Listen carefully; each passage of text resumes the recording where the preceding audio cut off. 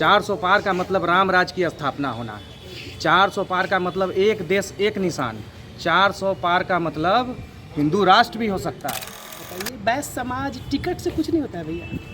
हाँ, नेता अगर हमारे देश के प्रधानमंत्री आदरणीय नरेंद्र मोदी जी या बिहार के मुख्यमंत्री नेता नीतीश कुमार जी, अगर वो बैस को अलग करके विकास नहीं करते या उसका अधिकार नहीं देते, सिर्फ सामान्य जाति को देते, अपर कास्ट को देते, तब आप कहते कि बैकवर्ड फॉरवर्ड की यहाँ लड़ाई है। कोई कहीं लड़ाई नहीं है, भरम में मत रहिएगा। माननीय देवेश ठाकुर जी को ही जिता के भेजेंगे। सिग्नल तो उन्हीं को मिला है और हमारे नेता का निर्णय है देवेश ठाकुर को जिता के हम लोग को पार्लियामेंट भेजना है और नरेंद्र मोदी के हाथों को मजबूत करना है।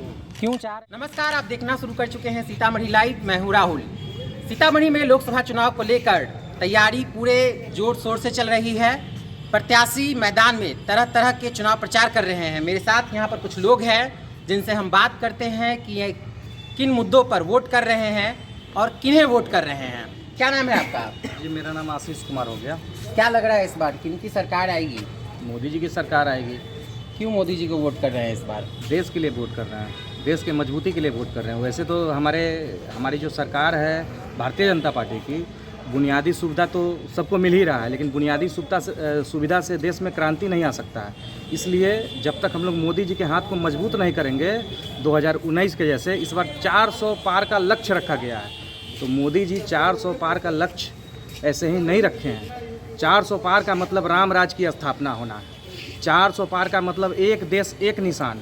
400 पार का मतलब हिंदू राष्ट्र भी हो सकता है। तो हम लोग इस बार मोदी जी को वोट देंगे और यहाँ जो हमारे प्रत्याशी है देवेश चंद्र ठाकुर जी, उनको जिताकर संसद में भेजेंगे। क्या लग रहा है इस बार कितना मुश्किल है चुनाव? बहुत ही अच्छा लग रहा है, कोई मुश्किल नहीं है। मुश्किल कब है? कभी नहीं है। 2014 में जो चुनाव हुई थी तो माननीय हमारे देश के प्रधानमंत्री उस समय गुजरात के मुख्यमंत्री हुआ करते थे, लेकिन उनके नेतृत्व में चुनाव लड़ा गया पूरे हिंदुस्तान में और उन्होंने एक आगाज़ पैदा कर दिया। आज 10 साल का जो कार्यकाल उन्होंने जो किया, मतलब हमको नहीं लगता है सबसे फर्स्ट में और लास्ट में, यही देख लीजिए चुनाव होने से पहले, लोकसभा चुनाव होने से पहले अभी तुरंत फरवरी में जो आपका राम मंदिर का जो उद्घाटन जो हुआ है, शायद हम लोग सपना में भी नहीं सोचे थे कि इस जन्म में हम लोग देखते, शायद मेरे बच्चे भी नहीं देखते, लेकिन इतना बड़ा धरोहर दे करके उन्होंने हिंदुस्तान में, हमको लगता है प्रधानमंत्री बनने में जितना उनकी खुशी नहीं होगी, उतना राम मंदिर का उद्घाटन और पूजा करने में, प्राण प्रतिष्ठा में भाग लेने में उनको उतनी खुशी होगी। आप तो वैश्य समाज से आती हैं। सीतामढ़ी के जो कैंडिडेट है उसको लेकर एक चर्चा चल रही है कि वैश्य समाज नाराज रहता है। क्या कहना? क्या लगता है, एक बात बताइए, बैस समाज टिकट से कुछ नहीं होता है भैया। हाँ, नेता अगर हमारे देश के प्रधानमंत्री आदरणीय नरेंद्र मोदी जी या बिहार के मुख्यमंत्री नेता नीतीश कुमार जी, अगर वो बैस को अलग करके विकास नहीं करते या उसका अधिकार नहीं देते, सिर्फ सामान्य जाति को देते, अपर कास्ट को देते, तब आप कहते कि बैकवर्ड फॉरवर्ड की यहाँ लड़ाई है। कोई कहीं लड़ाई नहीं है, भरम में मत रहिएगा। ये सीट जो है ना, सीतामढ़ी और शिवहर, सीतामढ़ी से हमारे आदरणीय देवेश चंद्र ठाकुर जी और शिवहर से लवली आनंद जी, दोनों सीट हमारा निकल रहा है। यही नहीं, पूरे हिंदुस्तान में युवा बोल रहा है, नारी शक्ति जग चुकी है। इस बार 400 से पार। क्या लग रहा है इस बार किन मुद्दों पर वोट करना है? क्योंकि हम लोग छात्र है और युवा है, तो हम लोग को मोदी जी ही पसंद है, क्योंकि युवाओं के लिए प्रधानमंत्री जी ने बहुत सारा काम किया है, युवा के लिए, यंग जनरेशन के लिए। और देश, कोई भी देश तभी मजबूत होता है जब वहाँ के युवा मजबूत होंगे। और हम पूरा युवाओं ने इस बार सोचा है कि 400 पार करके मोदी जी को पुनः देश का प्रधानमंत्री बनाना है।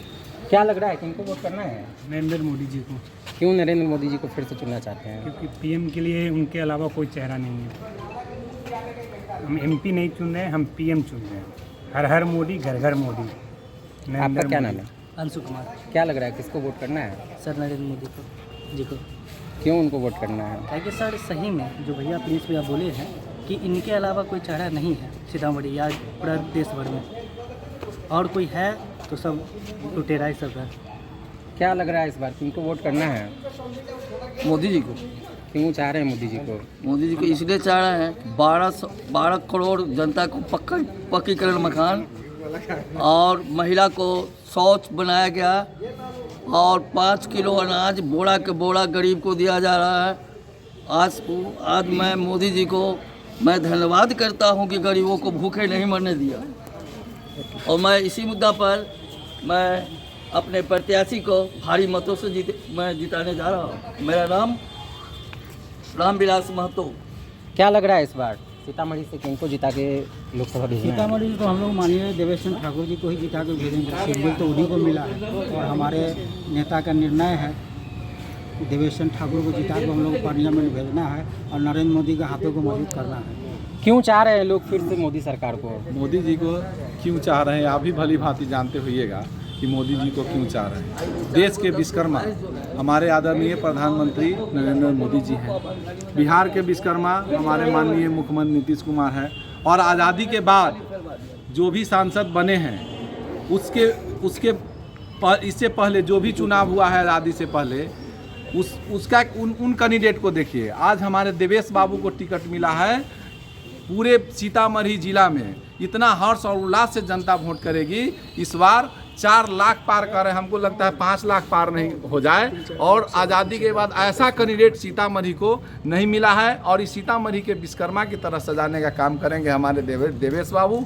और माता जानकी की मंदिर जो वहाँ पर तो टेंट में पड़ा हुआ था, यहाँ तो थोड़ा छोटा भवन है, यहाँ विशाल भवन बनाने का काम करेंगे तो हमारे देवेश बाबू करेंगे। रेलवे ओवरब्रिज उद्घाटन इन्हीं को करना है और यही करेंगे। और जितने विकास कार्य है जितना आज तक नहीं हुआ देवेश बाबू करेंगे। विकास के मुद्दे पे देवेश बाबू को लोग वोट करने जा रहा है। कोई जाति कोई बैकवर्ड फॉरवर्ड नहीं है। आप जाके बैकवर्ड समाज से पूछ लीजिए, सीधा कहते हैं, सीधा उसका कहना है नरेंद्र मोदी, नीतीश कुमार और सीतामढ़ी देवेश बाबू। दूसरा कोई नारा ही नहीं है। ये सब एकदम बहकावा है, लोगों के मन में बम फैला रहा है कि बैकवर्ड है, बैकवर्ड को टिकट नहीं मिला, फॉरवर्ड को टिकट दे दिया। ये सब गलत बात है। ये सब कहीं किसी में नहीं, ये सब 2-4 लोग नेता बोलते हैं, बाकी जनता को इससे कुछ मतलब नहीं। नेता जनता को है सिर्फ देवेश बाबू को वोट करना है, नीतीश कुमार के हाथों को मजबूत करना है और प्रधानमंत्री नरेंद्र मोदी जी को बनाना है। आज सुन लीजिए, चलेगा तीर, फूटेगा लालटेन और दिल्ली में खिलेगा कमल।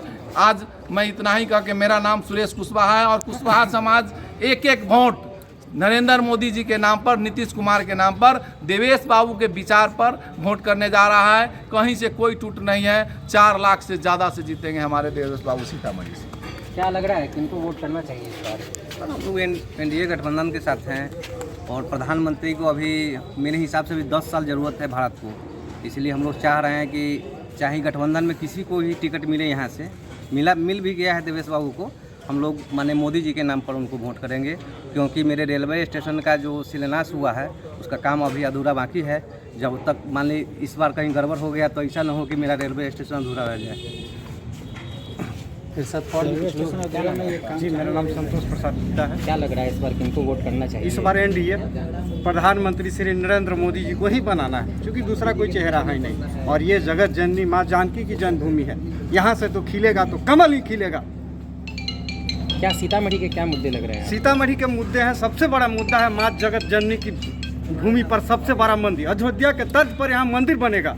और रेलवे का भी बहुत बड़ा विकास की ज़रूरत है, उस पर थोड़ा ध्यान देने की ज़रूरत है। हमारे देवेश बाबू यहाँ से एनडीए गठबंधन में जीत कर रहेंगे तो रेलवे का बहुत बड़ा मुद्दा है, उसको भी ठीक करेंगे।